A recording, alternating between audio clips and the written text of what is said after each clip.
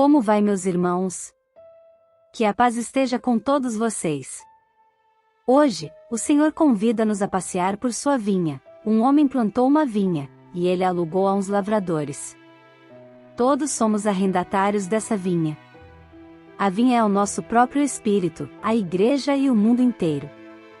Deus quer nossos frutos. Primeiro, a nossa santidade pessoal, depois um constante apostolado entre os meus amigos, a quem nosso exemplo e palavras devem animá-los a aproximarem-se cada dia mais a Cristo. Finalmente, o mundo, que se converterá num lugar melhor para viver, se santificamos o nosso trabalho profissional, nossas relações sociais e nosso dever para o bem comum. Que tipo de arrendatários somos?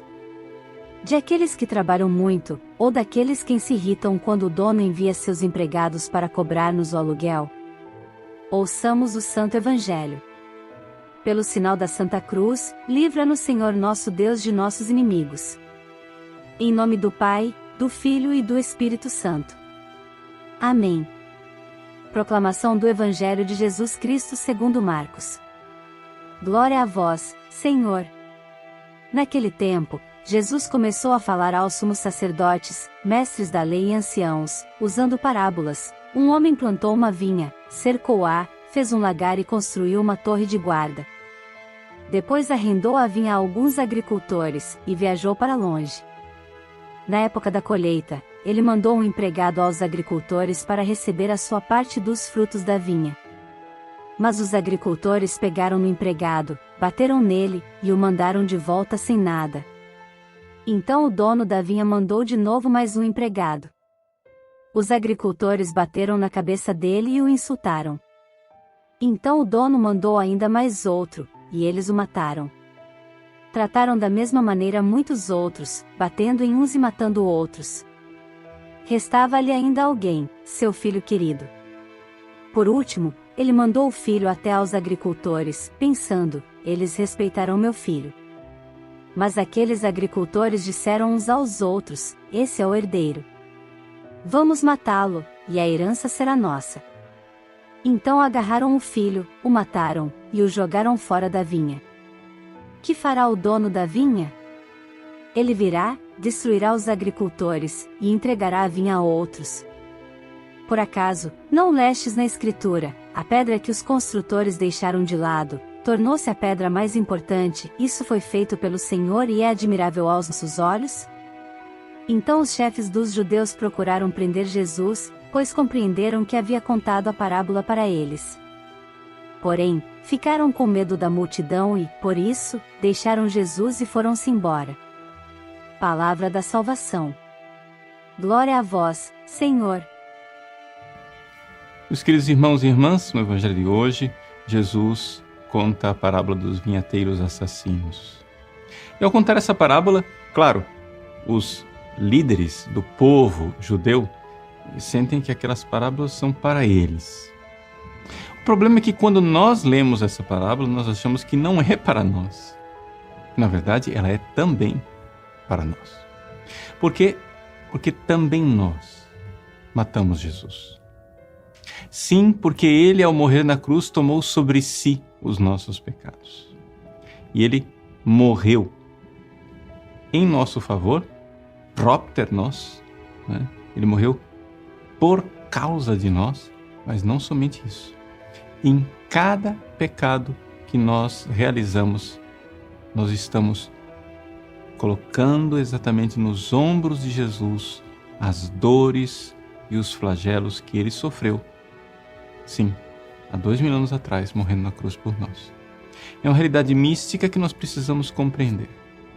Nós precisamos compreender que não somente nós, com os nossos pecados, estamos verdadeiramente como algozes fazendo o Cristo ser torturado e sofrer na cruz, porque ele viu os nossos pecados, mas também com os nossos pecados nós estamos matando o Cristo em nós. Ou seja, eu quero que você entenda, são duas realidades que se resumem em uma só. Uma é a realidade histórica. De fato, os meus pecados hoje, misteriosamente, estão envolvidos naquela que foi a condenação do inocente há 2000 anos atrás. Portanto, nós podemos dizer que nós matamos Jesus.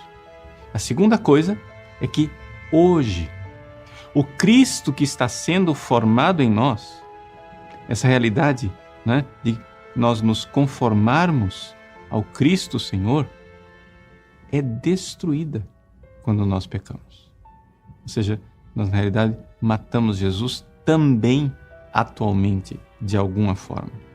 Vamos tentar enxergar essas duas realidades bem concretamente. Primeiro, há 2000 anos atrás. Há 2000 anos atrás, Jesus morreu e morreu pelos nossos pecados. Morreu e morreu exatamente para nos livrar de nossos pecados. E ao fazer isso, Deus deu ao homem Jesus, claro que Jesus é Deus que se fez homem, mas o homem Jesus recebeu de Deus a capacidade de contemplar em sua alma toda a história pecaminosa da humanidade e receber sobre si as dores.